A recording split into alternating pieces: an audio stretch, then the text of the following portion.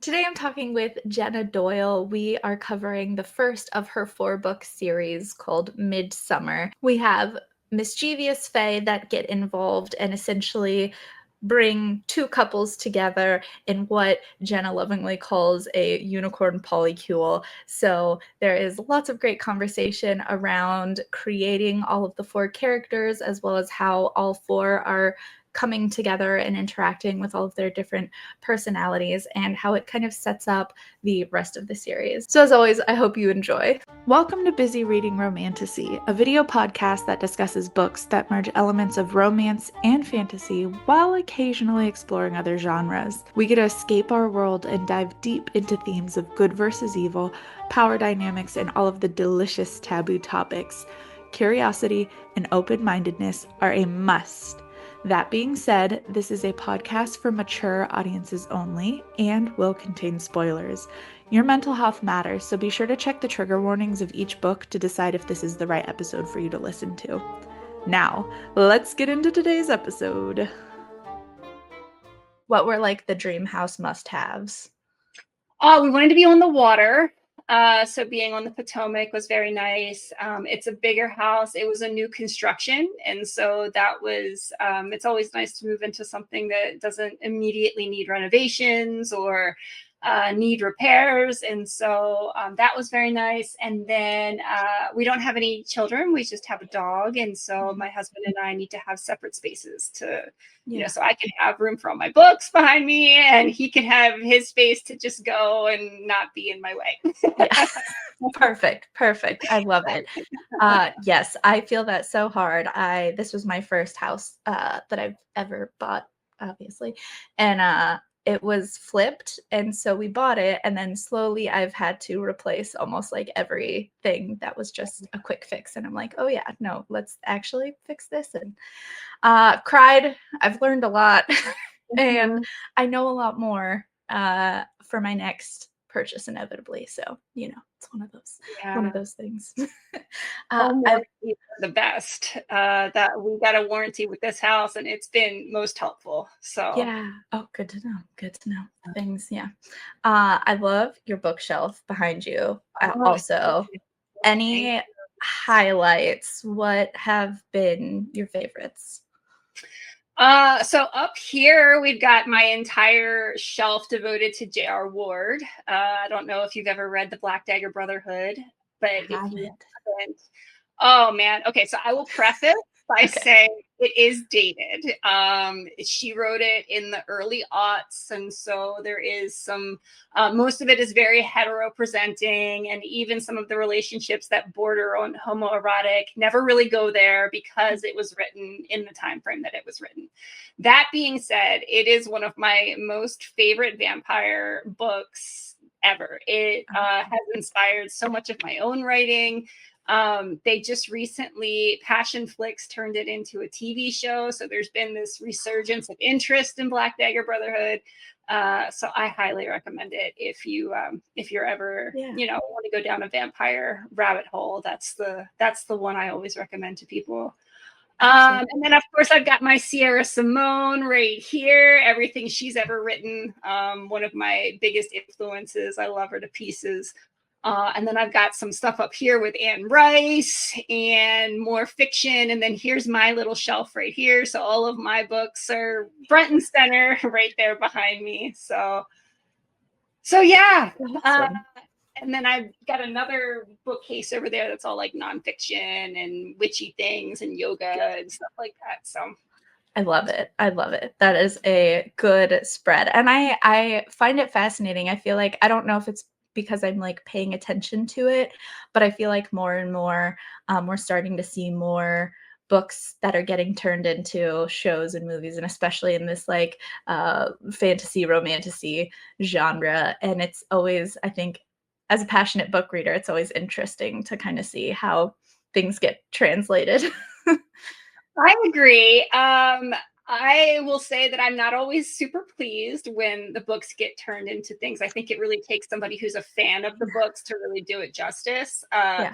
But they did do 6 episodes, and so they had a lot of space to really breathe life into the book. And then each season they're going to do like there's like 30 books in the series, if not more Wow. than that by now.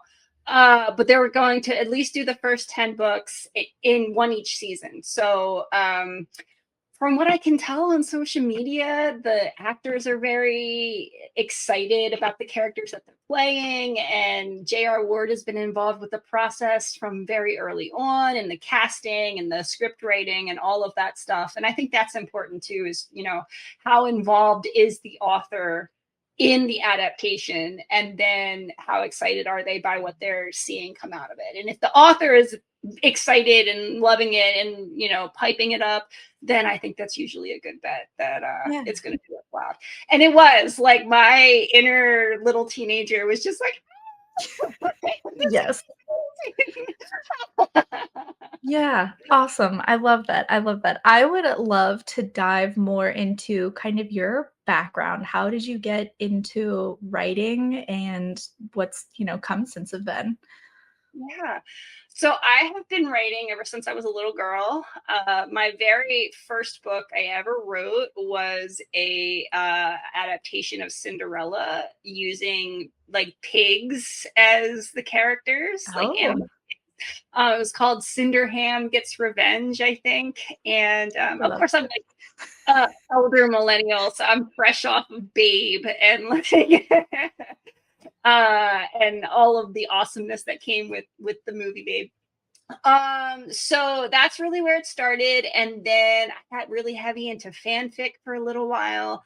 I always knew that I wanted to be a writer. I went and got my English degree, I with a concentration in creative writing.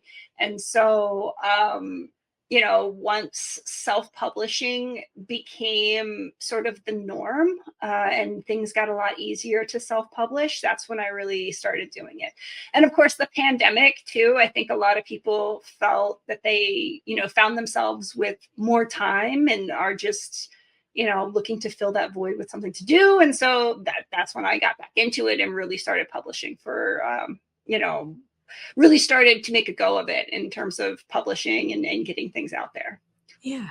Yeah, that's so awesome. I remember I had to have been in like early elementary school, but we had to create our own books and it was our own versions of Cinderella. Mm. And I can't remember anything about how I filled in my book. Like we had kind of the outline and we had to fill in our own prompts. I do remember that I didn't know how to spell vacuum, and my teacher was like, "Find it in the dictionary." And I'm like, "I can't." And for the life of me, I could not find the word vacuum. I was like, "Is it two C's, two U's? This is a weird word. I don't like it." That's all I remember from the project. But we got like blank books that we got to write our story in and illustrate it. And I was like, oh, that's such a cool project that like that is one thing from school that has like stuck with me through all these years. I wish I still had it. I don't know where it's at, but Yeah. No, I still have mine. It's up on my bookshelf somewhere, but that's yeah. exactly the situation with me. Like we just got Yeah. blank books and then you could color them in and write your own story. So yeah, Cinderham Gets Revenge. There you go. Amazing. Mine was definitely not that cool. I'm sure it was awesome. I'm sure it Yeah. was awesome. I would love to, can I get like a brief overview? Because I know you have a few different series of like the timeline of how the all the books that you've published since. Sure. So the first book I wrote was Midsummer, and I wrote Okay. that during the pandemic. And Yeah. then I, after I finished writing a book, I need some space from it for a Mhm. little while. But I didn't want to stop writing. And so at the time, I was reading a lot of Motorcycle Club series, just, you know, for fun, like Jena Doyle, Kristen Ashley, to name a few. And so I got inspired by that and wrote my Steel Roses Motorcycle Club series. So the first one in that is Crimson Chaos. It's Sons of Anarchy meets OnlyFans. She's a cam girl and needs some help with her website, meets a hot biker. He helps her out. And then I sort of went back and forth. I wrote the second book in Midsummer, published that. So I wrote the second book in Midsummer and then wrote the second book in Steel Roses. So the Steel Roses are standalone. So I was able to publish them as they got done and edited and were ready to go. But I knew with Midsummer that I wanted to write all 4 books as a quartet before I started publishing them. I wanted to make sure that the story and the character arc was consistent through all 4 books. I didn't want to get to the end and then look back at the beginning and say, oh, I had wished wish I had changed all of these things. I also didn't want to paint myself into a corner with certain plot arcs if it ended up not working out. I wanted to have that opportunity to be able to cut it. So I started publishing Steel Roses while I was working on Midsummer. And then last year I had all of them done. They were ready to go and started finally pushing Midsummer out wide, which is very exciting to just have it out there. I spent 4 years writing it and working on it and dedicating my life to it. So to see it grow wings and be out in the world and, fly the coop, as they say, really it was very rewarding for me. It was a rewarding experience. Yeah.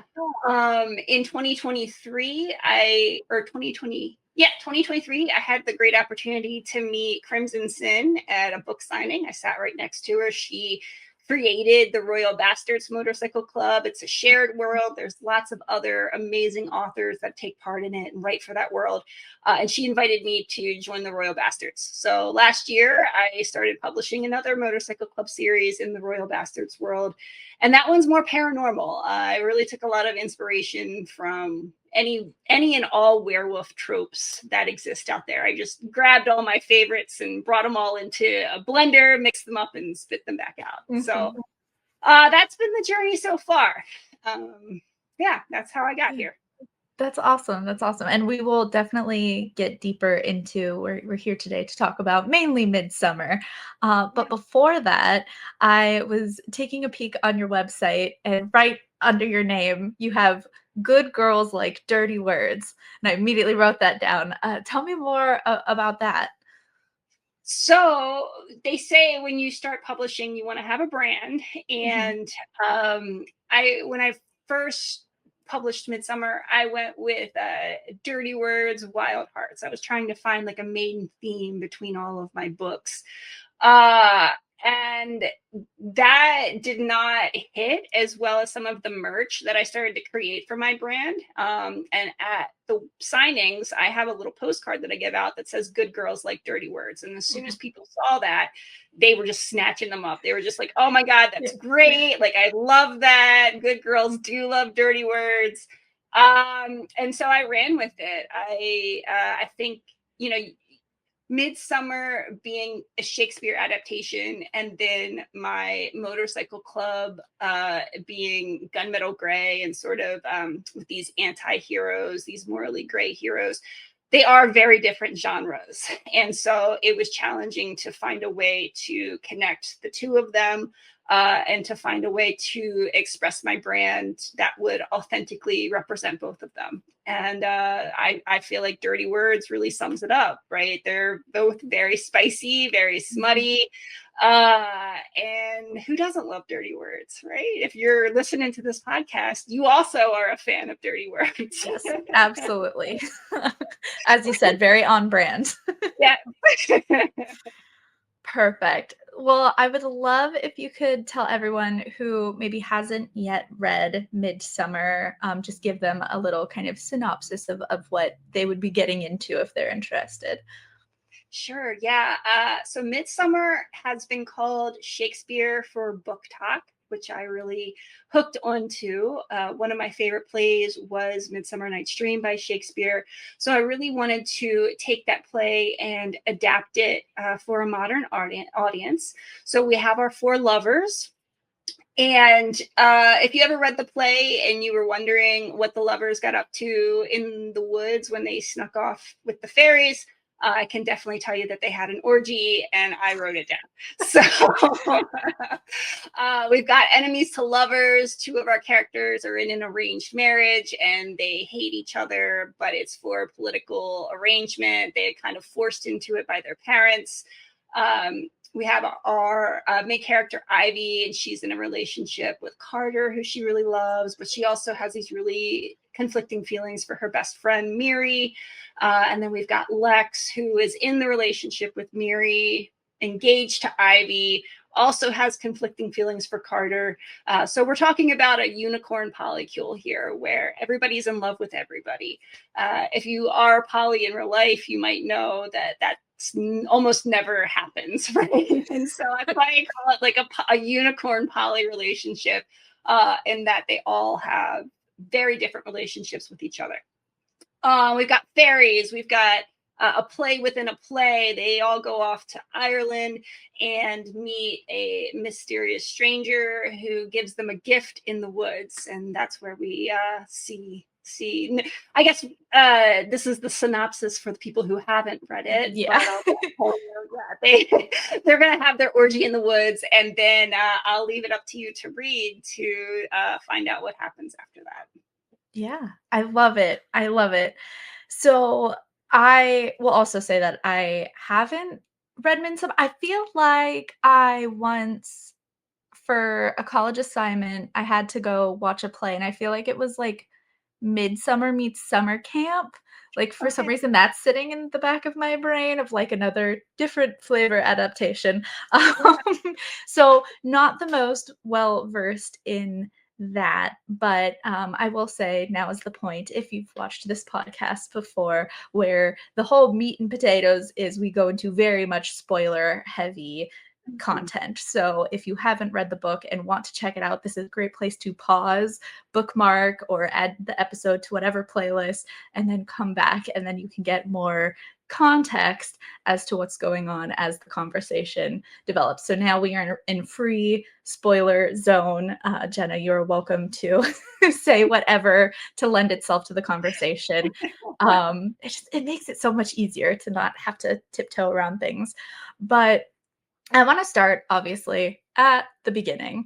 I love how you did the setup because I completely forgot that I was reading fantasy. When I started the book, I was like, wait, am I reading the right thing? Like, because it starts in a very normal, like contemporary world. And I remember like getting into it. And what I love is that I was hooked on it before we even got to the fantasy element. So if you're reading this, it does take a moment to get the fantasy aspect, but I love how I loved it before all of that. Do you want to take a little bit to maybe explain why setting up those pieces and starting to see Ivy and Lex's relationship, and then Lex and Carter, and then Ivy and Miri, like how we had to set up all of those pieces to get into, you know, the Fae part and everything that went down in Ireland? Yeah.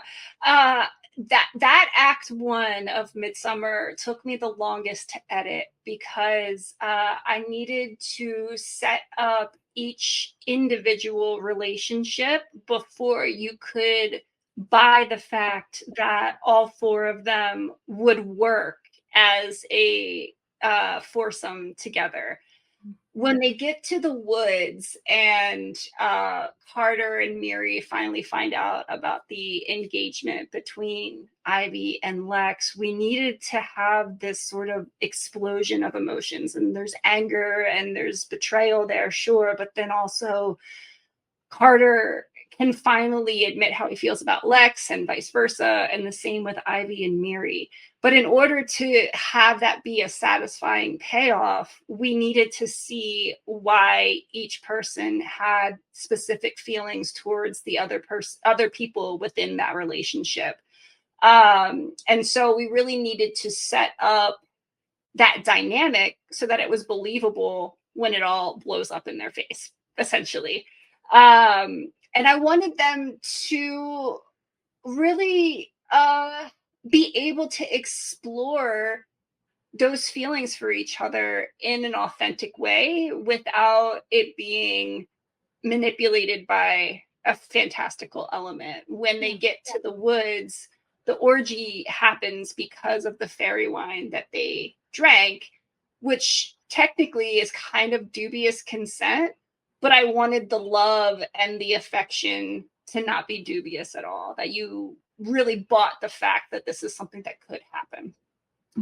Spoiler alert for the end of the series, it is a romance, so I will tell you that they all end up together. The four of them all end up together happily ever after at the very, very end of Beltane. But in order to get there, you know, we had to set it up at the very beginning so that it would be believable that that would be something that could happen at the end.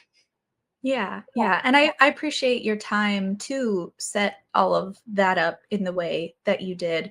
It kind of makes me think of sometimes occasionally I'll read reviews from other readers, and obviously everyone lived their best life. I'm not a huge DNFer, but occasionally I'll see stuff like people would be like, yeah, I read the first chapter and I just, didn't even whatever. And I'm like, you didn't even have time to get to know anybody. Like, give it a chance, Yeah. it's like that. So like I just remember there was one point where like I was getting super into it. I was like, wait, let me just like make sure, was this what I remember? It was, but it makes sense to set up all the intricacies and to, as you said, create that emotional buy-in and raise the stakes essentially of, there's a lot of delicate pieces and interworkings when you have so many different relationships layered on top of one another.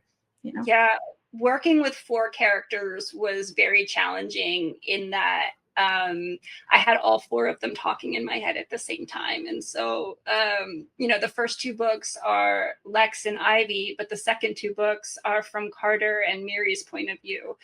And so it was very challenging to tell Carter and Miri, like, shh, shh, shh, it's okay. Like, Hang on. hang on, we will get to you, I promise. But um, just being able to make sure that they all had space to breathe with their characters, but then also with their character arc, even in that first book.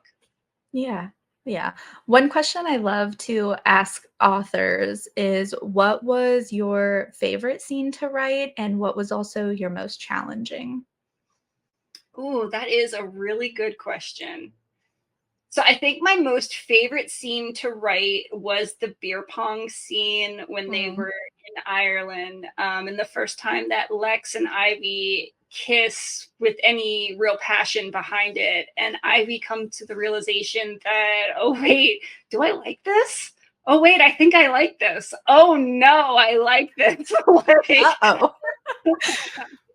I really, when I wrote that scene, I wanted to get down to the most minute details, right? Like the feel of his hand over her throat, where he's made fun of the mark on her neck for, all these years. And now he's like gently caressing it. And so I think that was probably my most favorite scene to write, especially because we also have Carter and Miri so involved with how all of that played out as well.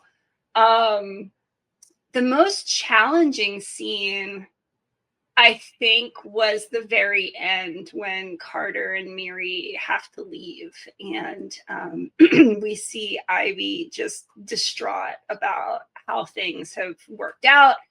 I feel like the dark night of the soul scenes are always sad for me to write. Maybe in another life I should have been an erotica author instead of a romance author, because I just want them to be having sex and just happy all the time, and I never want them to be sad.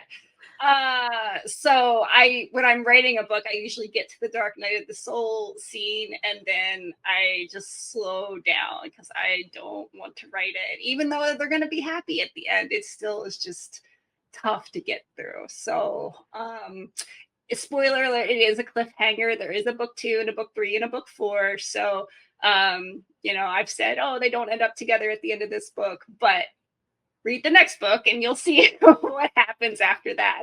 Yeah. So to get to the happy before we get to the sad, and man, Yeah. was it sad. Let's talk about the orgy, the festival in the woods. What was it like writing that scene? And like you said, you have 4 people you are conducting and explaining what's going on with who and where, and just take me through some of what it's like writing something like that. Um, I'm a type of author where I can visualize in my head, sort of like a movie, what's happening as I'm writing it. So I get the first draft out, and it really is just like brain dump. Here's what I think it looks like. Here's what I think happens. And then as I edit, I'll go through and fluff it up some more, cut some things out. In terms of the actual dynamics of the scene and the emotion of the scene, I knew that I needed to have Ivy and Mary together before the orgy, and I knew that I needed to have Lex and Carter together before the orgy. And then when it all finally culminates, right, they're in the water for a little bit. Water is always a big metaphor of sort of like a baptism and a renewal, and that, you know, I was trying to be maybe a little bit of a smarty pants, and that I wanted that to be really symbolic, and they're starting over. This is a fresh start. And then in the ruins, it kind of becomes a fever dream, and it kind of becomes something that they're really just, they don't have any control over. And that's really where the fairy influence starts to take place, is that we realize that there's something more going on here. And especially in the scenes after that, when the lust comes back again for seemingly no reason at all. And then we start to realize, like, oh no, something really bad is happening here. Like, there's definitely more at play here than a fairy just tricking them in the woods. Yeah, absolutely. And I love the kind of two things can be true at once, of the like, oh, something, like you said, something very bad is happening. And then also as a reader, you're like, I love this. This is great. You know? Yeah. But definitely, yeah, when I can imagine when you're caught up in that, and even like you said, the lust afterwards, and how it's infringing on their lives as they're trying to, you know, they're also getting ready for this play and everything going on. So as always, multiple factors. Yeah. Yeah, awesome. So after that, we get kind of the inevitable downfall, and you know, they get back from Ireland, and well, even before then, the kind of, you know, the news comes out about the engagement, all those things, and they get back, and then they physically split up as well. Take me through kind of just some of that, and again, with having four characters, and Miri and Carter, you know, they're not there, so it's Ivy and Lex kind of left, what they're going through during this period. Yeah, so in the original play, we start out with two couples, and two couples who have just sort of broken up a little bit, but they're still kind of together. They're still romantically linked. And then over the course of the night, they sort of switch couples. And then at one point, all of them is in love with one of them. And then they switch back at the very end. And I needed to find a way to split them up. I needed to find a way to have them switch couples and then be able to switch back later on in the series. So I always knew that Carter was going to go to California.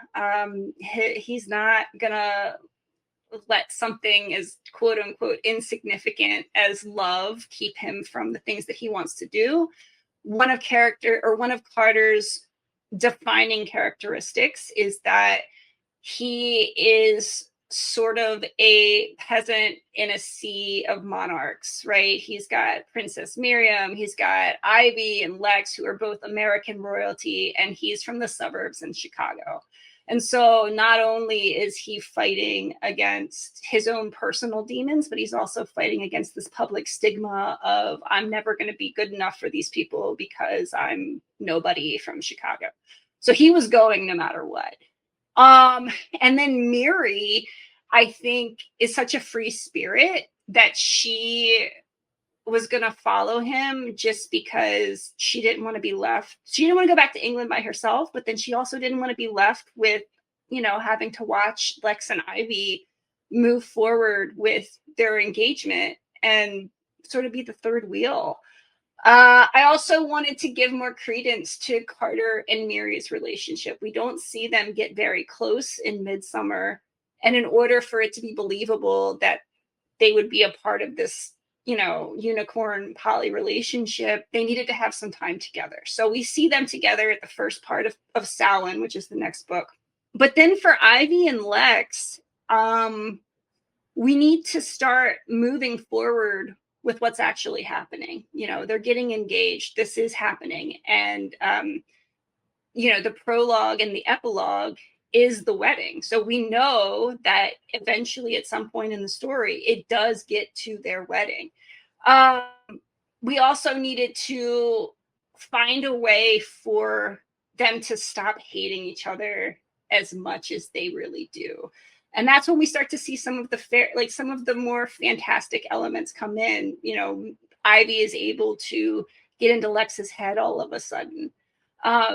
Ivy is, I chose their fairy powers sort of deliberately. Ivy is always so afraid of what everybody thinks about her, and now she can literally get into people's minds.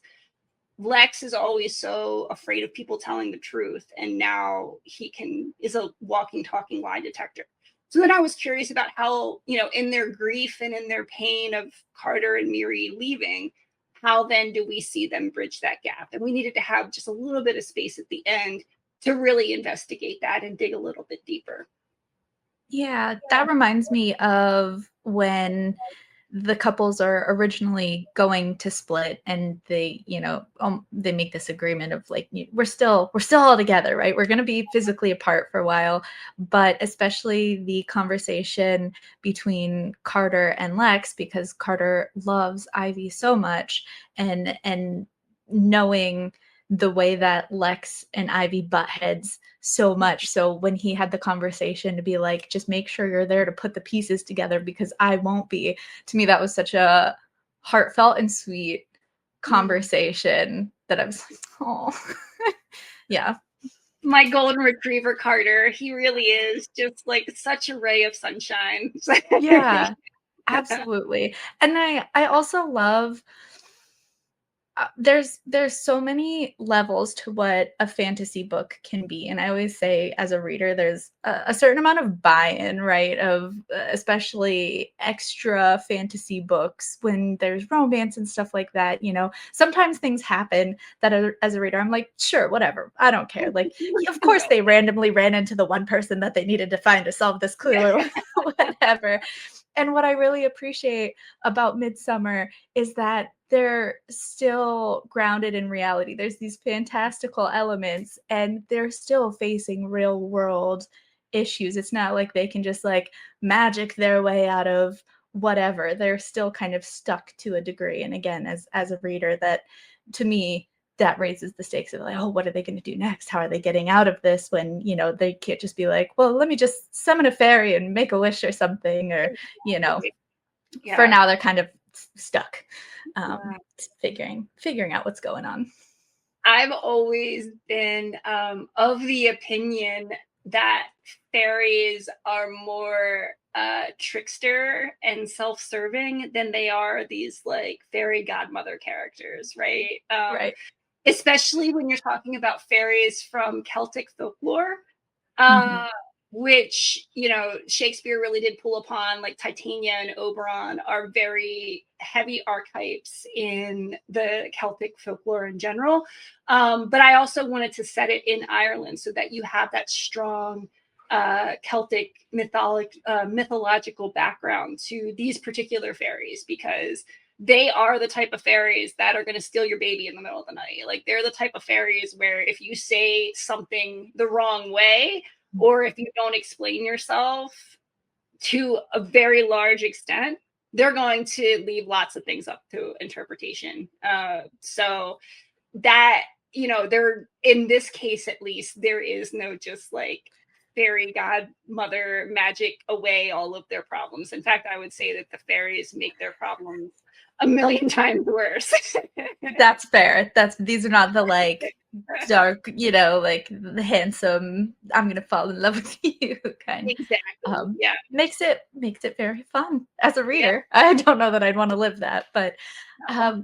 how much, if like, what was the research like in terms of, like you said, basing it more with kind of the Gaelic mythology and within Ireland, or even kind of the more intimacy related aspects? I'm just curious what the research process looked like for you.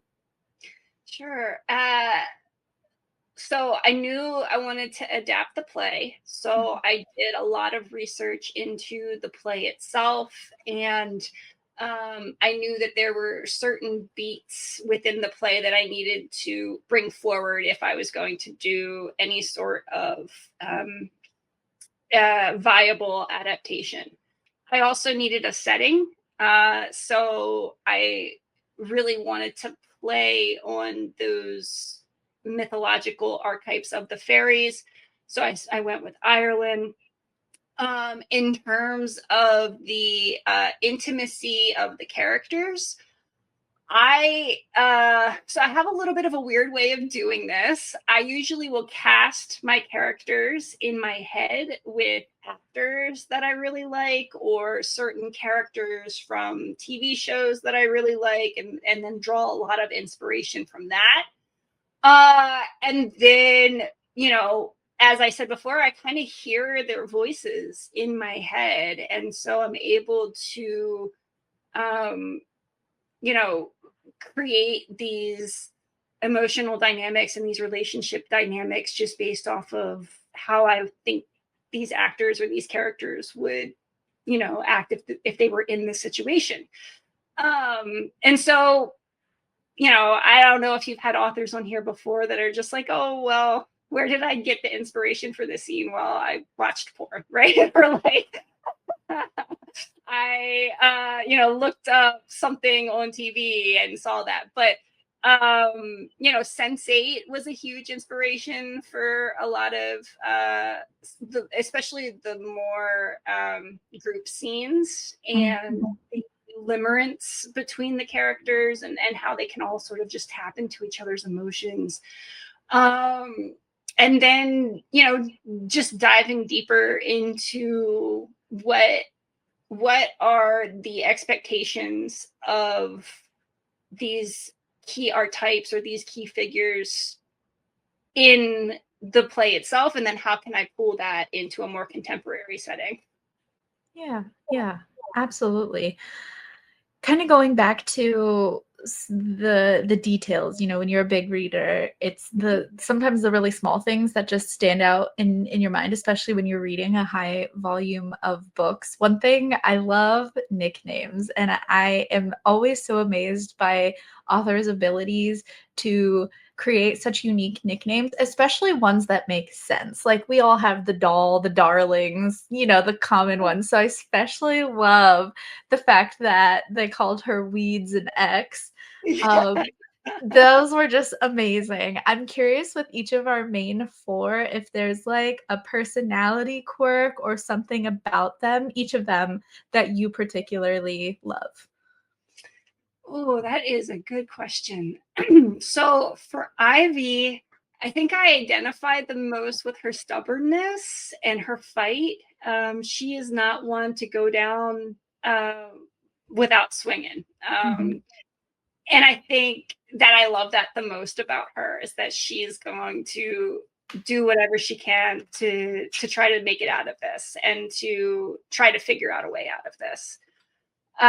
With Lex, he is such a nihilistic, broody, like little potch boy. Like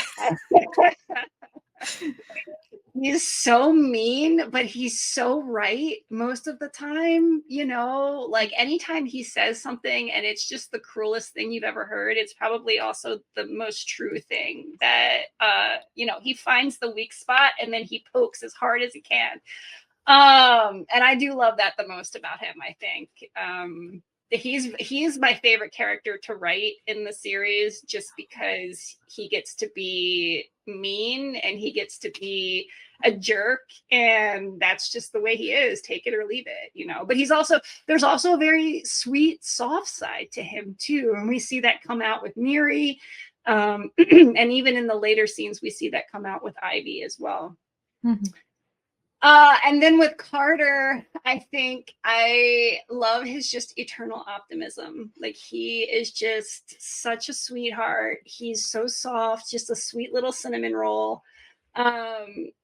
I'm not sure if it's in Midsummer, if it's in one of the later books, but I think Miri compares him to like an autumn fire, like a campfire in autumn. And I really just like, when I picture Carter, I just picture like big hoodies and like a warm place to curl up and roast s'mores, and just, you know, he's such a warm, loving, sensitive person. And I love that the most about him. And then for Miri, I love that she is sort of like she reminds me a lot of Persephone, where she has a very dark side to her. We don't see it too much in Midsummer, but in the later books, it does come out quite a bit more. And there's a reason why she sees Lex and falls in love with Lex in the first place. And he, you know, you would think he'd be such a difficult character to want to date and love and put up with. But she sees that darkness in him. And I think that she identifies the same within herself.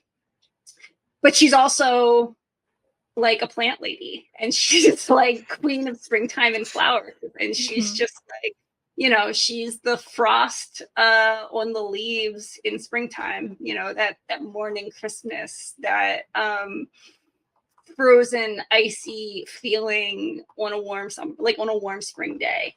And she is also very determined to protect the people that she loves, even to her own detriment. And I think that that's really admirable, and really courageous in a certain way too.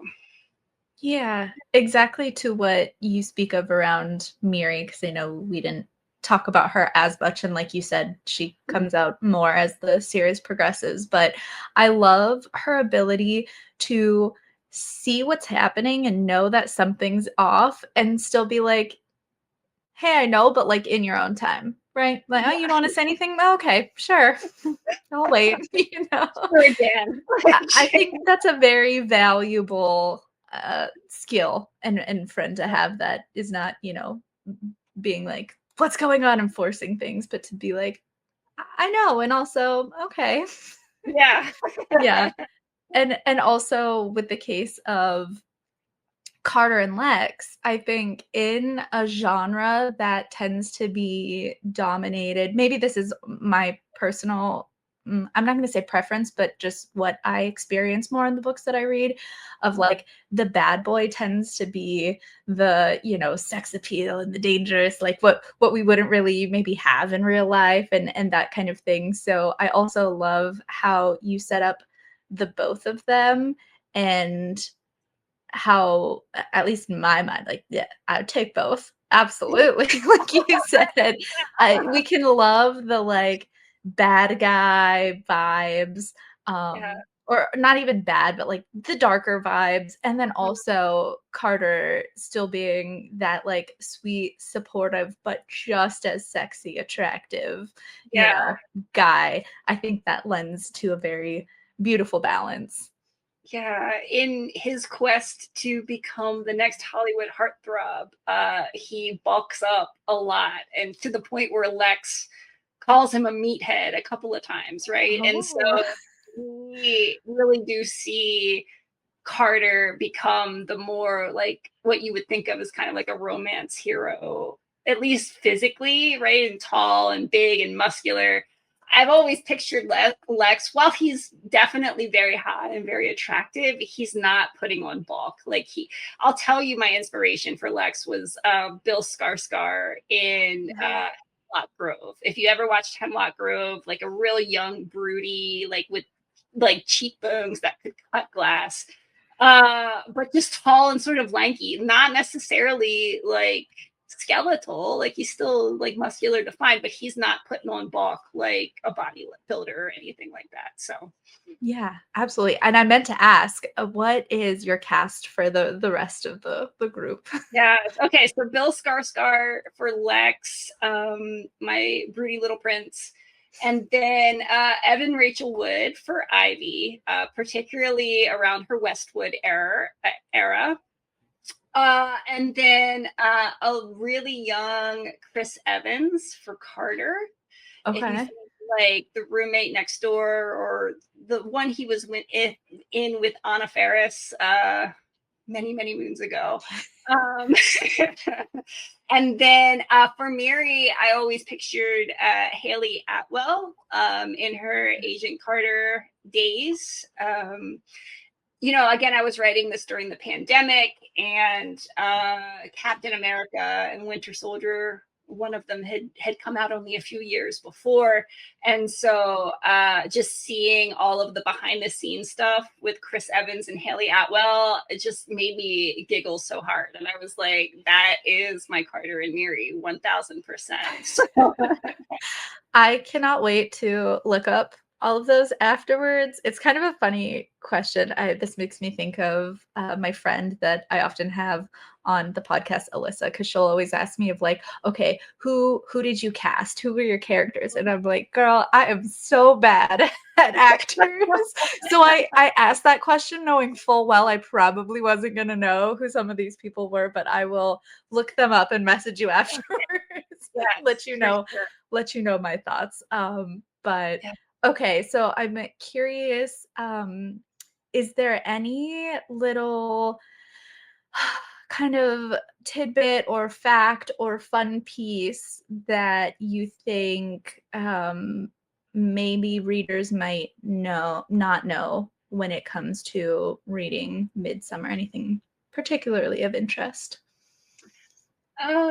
You were talking about inspiration earlier and where I drew some of the inspiration for this. And I actually mentioned her at the start of the call. I will say that I was reading Sierra Simone's A Lesson in Thorns series when the idea struck for me to write Midsummer. In fact, I remember reading it and thinking to myself, this is sort of like a dark academia Midsummer Night's Dream. And then I thought, has anybody written Midsummer Night's Dream? And then I thought, well, maybe I should write Midsummer Night's Dream. And then that got me down the road. So if you are a fan of Midsummer and you read all 4 books and you happen to be in a book hangover and you're looking for something to sate your palate, I always recommend Sierra Simone. Everything she's written is absolutely amazing. And she's a wonderful person too. When I was publishing Midsummer, I actually emailed her and, I asked for a cover quote and I let her know, you inspired me to write this book. And some of the stuff that, while I was reading your book, I was inspired to write this book. She didn't have time to read Midsummer at the moment. And of course, she's super busy and super famous, just living her fabulous, wonderful life. But she gave me a lot of words of encouragement, and that actually meant so much to me. So I think in terms of fun fact or little piece of trivia, read Sierra Simone's books. Awesome. I will definitely have to check that out. It sounds like a good series name. So I'm like, oh, that definitely sounds like something I would love to read. Yeah, I always say start with American Queen. That one is male, female, male. So it's a triad. The Lessons in Thorns series is a 6-person poly group. And again, it's over 4 books. It's wonderful. They're all amazing. So yeah, give it a look. Awesome. So we've talked a little bit about kind of the rest of the series, and you mentioned how at the very end they do end up together, thankfully. Can we talk about just book 2, kind of just a little teaser of how their journey continues? Yeah. Well, we ended Midsummer. Carter and Mary had left to go to California. Lex and Ivy were dealing from the fallout of that. They received some text messages from Carter and Mary, sort of hinting to the fact that, this long distance relationship wasn't going to work. They broke up with them. Carter, Ivy and Lex are devastated. What are we going to do? So Samhain picks up right where we left off. But this time we're hearing from Carter and Mary. So, we're going to see their time in California together. Did they even really send those text messages? Did they get their own text messages from Ivy and Lex sort of saying the same thing? And if they did, then who sent that information? Who sent that over? Which is then going to culminate into the lust coming back. So now it's been several months since they were in Ireland. Why would it come back now all of a sudden? So that, the plot is going to quickly devolve from there, and more fairy hijinks ensue. And we actually will see, I think the king and the queen do make an appearance in Samhain. So we'll meet the king and the queen of the fairies. We also meet the changeling. You can't do a Midsummer adaptation without having the changeling. So definitely more elements of the play come into the plot. And then we may end up going back to Ireland too and seeing what happens there. Very exciting things. Yes, I don't believe those text messages for an instant. It smells of mischief, and everyone needs to be happy and get back together. And also, rightfully so, figure out what's going on. Precisely. Amazing. Well, I can't wait to continue on with the series. And a question I just love to ask authors, especially the first time that we speak. A lot of the times I am talking to authors who either are more at the beginning of their writing career, or thinking about getting into writing. So I'd love to ask if you have any advice for someone who is thinking about becoming an author, who is just maybe starting their journey. It sounds very cliche, but I will say, write what you like to write. Your readers will find you. So don't worry about reviews. Don't worry about what other people think about you, especially people that you know in real life.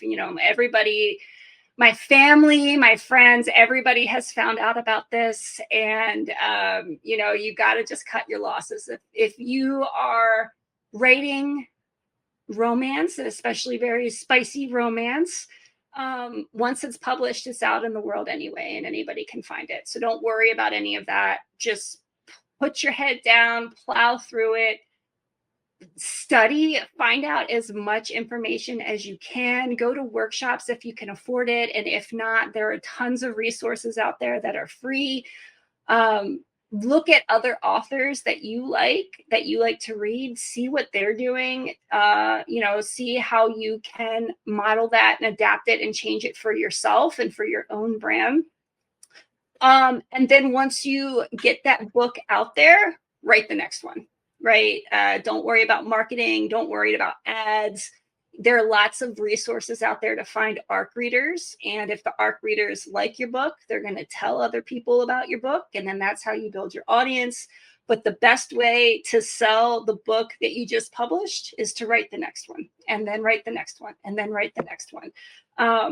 Once it's out there, I've heard from other authors who say that, I put it up for a couple weeks and then I got scared and I took it down and I wanted to change all these things. And then I put it back up and then I got scared and I took it down.